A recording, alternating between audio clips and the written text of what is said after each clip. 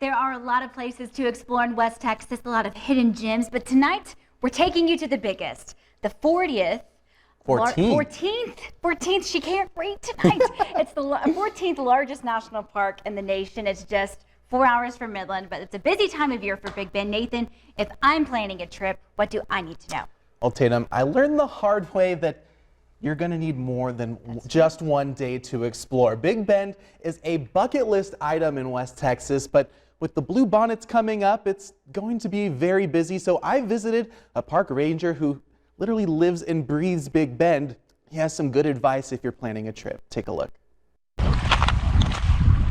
Fresh off of celebrating their 75th anniversary, Big Bend National Park is preparing for what could be a record-setting spring. Our President's Day weekend is traditionally a very busy weekend, and for those of us that live and work here, we kind of consider it the beginning of spring break.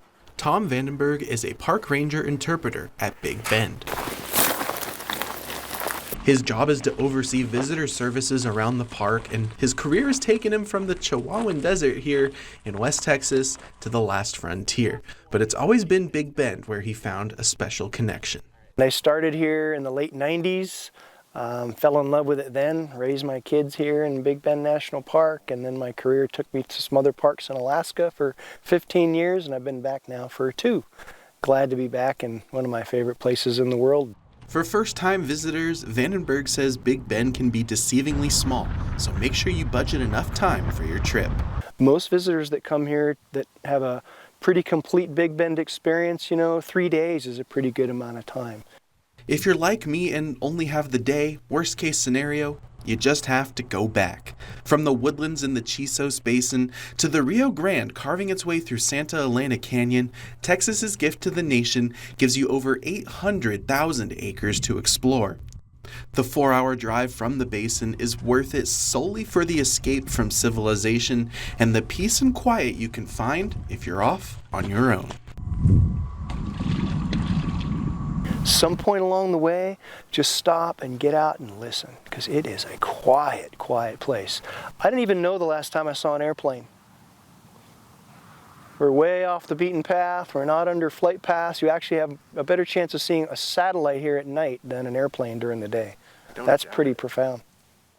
I kind of want to stay. And even on a Friday, I found plenty of space to myself.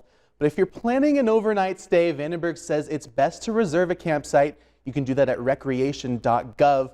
Our journey to Big Bend isn't over. Tomorrow night at 10, I'll take you back to Big Bend to show you how the National Park Service is leading efforts to protect a threatened species of falcon. That's such a beautiful area. The last time I was there, it was July.